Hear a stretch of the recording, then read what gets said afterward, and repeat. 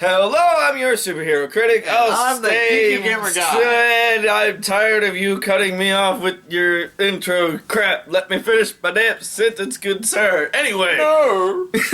Anyway, welcome to the Final. Third film of the Christopher Nolan trilogy. But fourth and final film of this year's Batman. Anyway, with the success of The Dark Knight and Batman Begins, of course they had to figure out how they were going to top Heath Ledger's Joker. It didn't happen. I'm sorry. I think Bane likes being the top. Anyway, I personally did not like the third film of the trilogy. Mainly because they made Bane a pansy ass. They did turn him into a pansy. He was a good and big badass, and then the end of the film, you find out he's nothing but a token person for Talia. Oh, you just ruined the whole movie for them. Spoilers! Anyway, so without further ado, let's finish this trilogy with The Dark Knight Rises.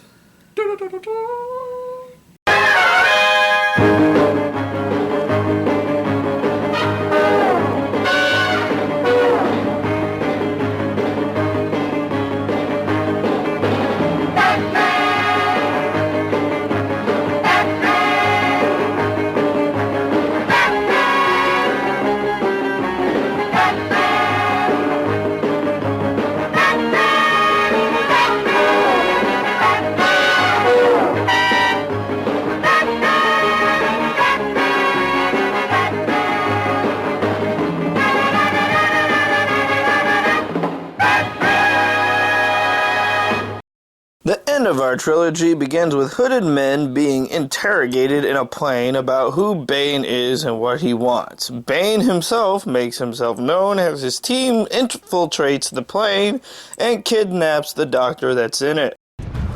That comes later.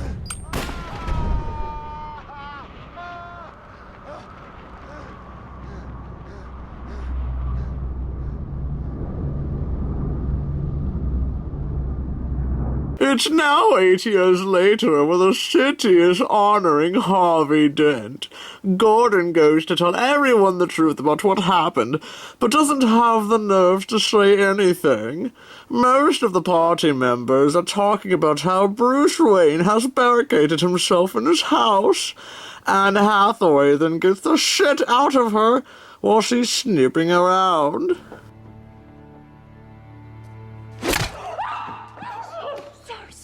If that was Hawkeye or Green Arrow, I don't think he would have missed. Oh, and they would have hit you in the knee.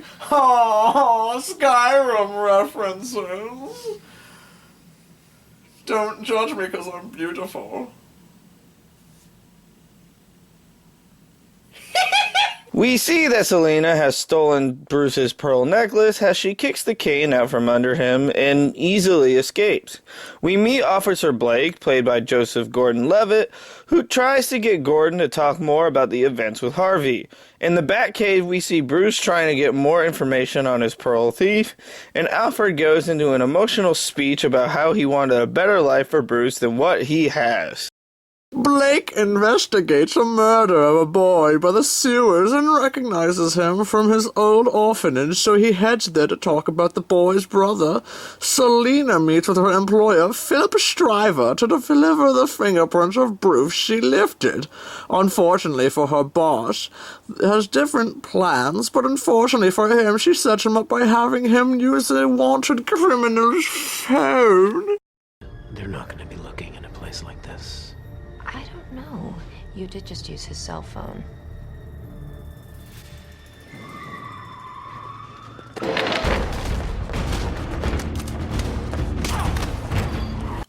As the cops chase the criminals, the shootout in the street begins.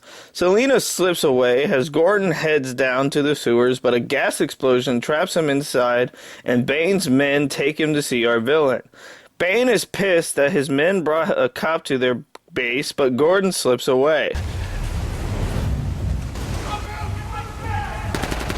This was not the ride I thought it was! Blake finds Gordon out of the sewers and heads to the Bruces to get help, revealing, okay, I'm done with that, that he knows he is the Bat and that he had saved his life once.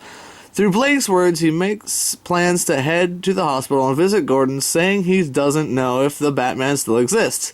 We then head to a charity ball where we meet Miranda Tate, who argues with Bruce about where the money should go. During the party, Bruce dances with Selina and they talk about everything about her, and she warns him a storm is coming. So, Critic, I got a question for you, man.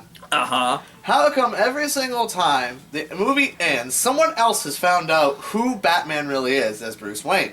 8 people know by the end of the trilogy. But no one seems to notice that Bane is nothing but Tom Hardy with a fucking flu and a voice box. Mm-hmm. Why can't I ever keep shit off my face, Batman? Tell me.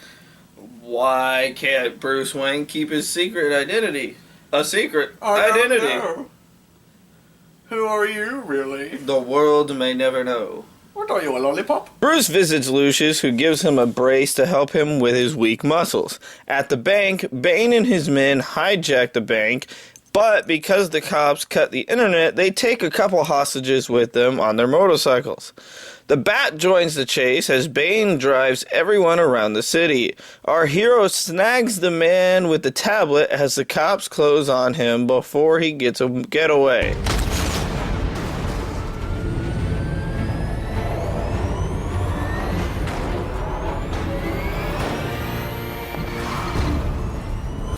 The cops think that they have our hero trapped, but the new Bat plane that looks more like a rejected Transformer as he gets away.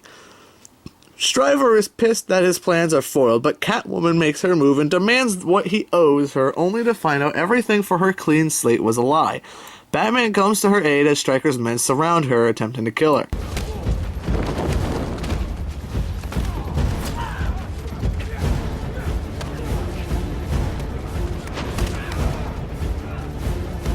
This is the only movie Anne Hathaway doesn't sing half-shaven, and I still like to think she's perfect. Kitty cat joke. Batman demands what Catwoman did with the fingerprints, only to find out that they were sold to Daggett himself. In the Batcave, Alfred tries everything he can to convince Bruce to give up being Batman again, and it's not till he brings up the letter of Rachel that he officially resigns as Bruce's butler. Bruce wants Tate to take over Wayne Enterprise and make sure the reactor they are building is not gonna get into the wrong hands, which of course Daggett does not like, but his anger ends up in his own death. I'm necessary evil. Blake and Bruce drive around discussing what each other know about Bane before Bruce goes to Selina to tell her to meet his friend later that night.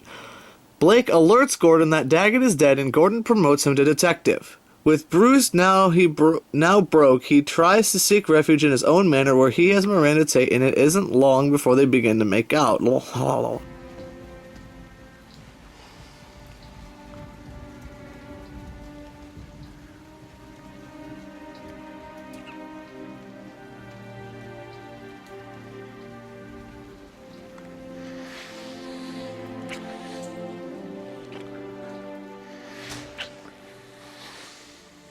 Bow wow. No! You are not allowed to bring clips to my reviews! No. You're a dick. Yes. After a heart-to-heart talk with Miranda, Batman heads to meet Catwoman and promises she'll get her clean slate if she brings him to Bane. Of course, it's a trap as the fight between the two starts. The fight goes back and forth until Bane eventually gets the upper hand, and we learn that Bane has built his lair under Bruce's armory the entire time. We then witness a live-action version of one of the best scenes of one of the best comic lines Bane has ever had. The backbreaking from Nightfall. Oh, your buddy! Yes. You suck. 'Cause I was born being a critic. You just adopted it. With our hero dragged away, Selina tries to make a getaway by plane, but is stopped by Blake, who offers his protection from Bane, but Selina turns it down.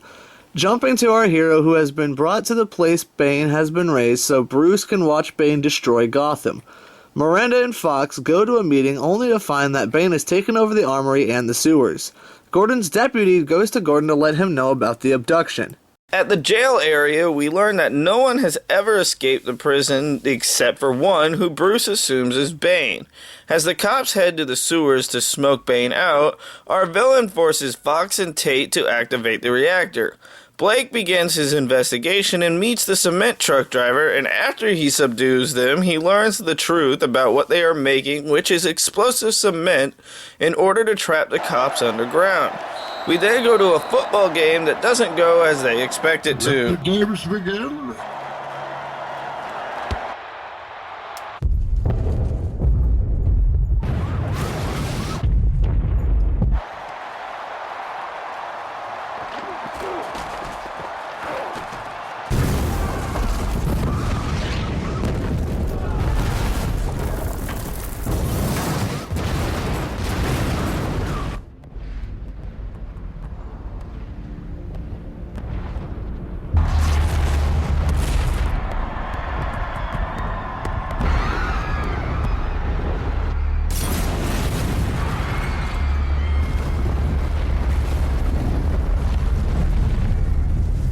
Just imagine if football actually had explosives in it. But then the TNT would be deflated. Oh, just blame Tom Brady. 'Cause the Patriots suck.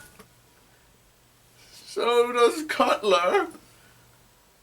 Fuck your Bears.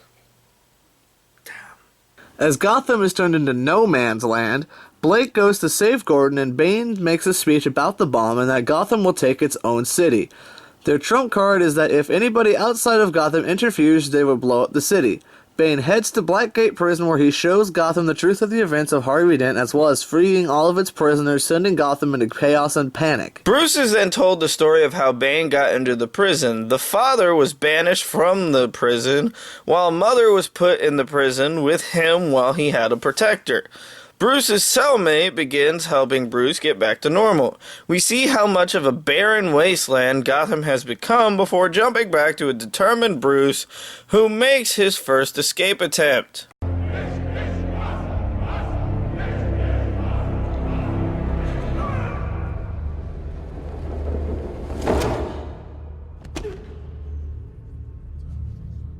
I do believe you failed, sir. I do believe you can go fuck yourself. Gotham's cops are trying to figure out a plan to overthrow Bane, but while they are discussing possible plan, Bane's men raid their hideout and take them hostage. Bruce shows his determination and finally makes the climb out of the prison after months of training his body to heal.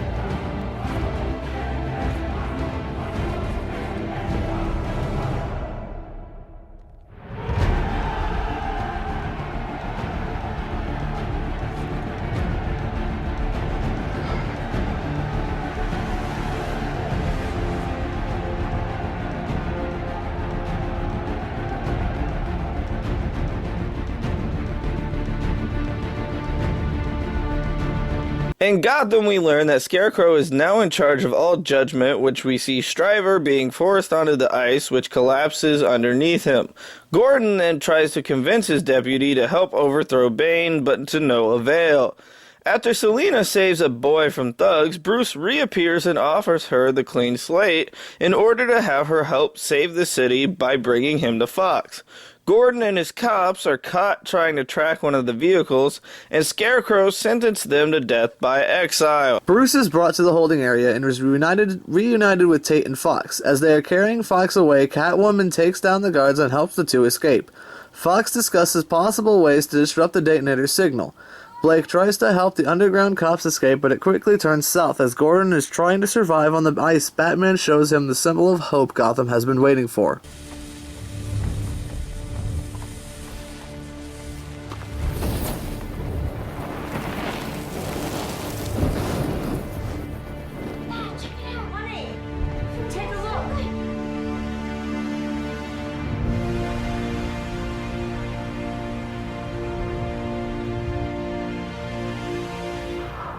Impossible. Keep her close. He'll come for her. Everybody's on fire! gay! Batman gives Gordon the signal blocker and saves Blake from being killed. With the help of explosives, Batman rescues the cops and tells Blake to get people off the island. Catwoman is given the Bat Cycle, but after she tries to convince our hero that there's nothing left for him to do in Gotham. At City Hall, the climax of our film begins as the cops finally take a stand against Bane's men. Batman saves them from being shot. Open fire.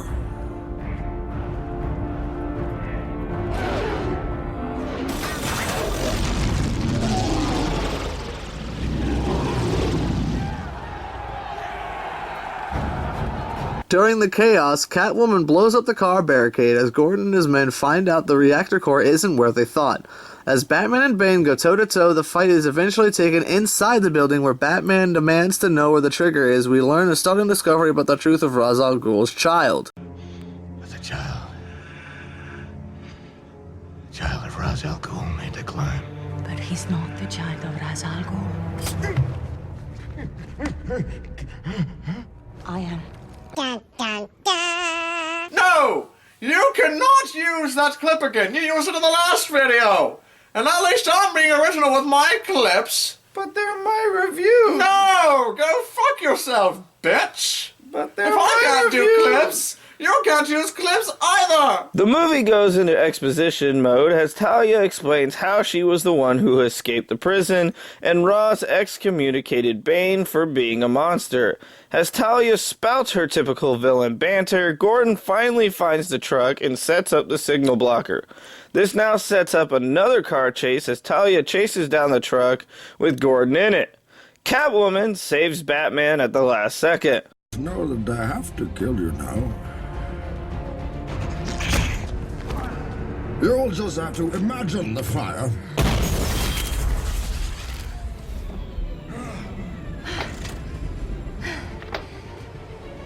About the whole no guns thing. I'm not sure I feel as strongly about it as you do. As all of that is going on, Blake is being demanded by the cops on the bridge to not move closer to them, but because he stands his ground, they blow the bridge. Batman joins the chase as the timer ticks down. Our heroes take down all of the tanks around the truck. Where the truck crashes, Talia overrides the emergency flood, destroying the reactor. Folks showed me how to operate the reactor. Oh dear. Including the emergency flood.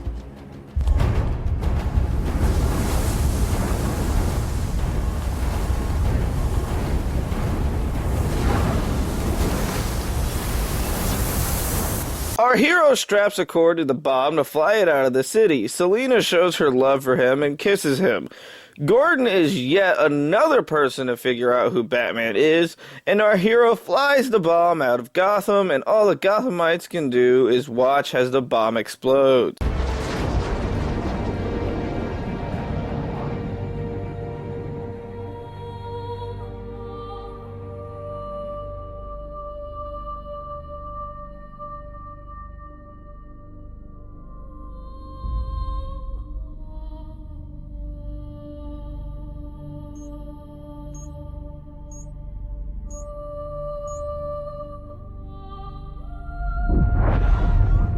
That's detonation.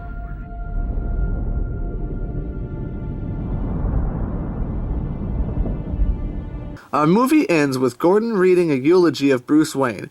Blake quits being a cop, a Batman statue is revealed to the city, the manor is turned into an orphanage, and we see Selina and Bruce starting a new normal life, alluding to him using an autopilot to escape the bomb. And finally, Blake inherits the Batcave.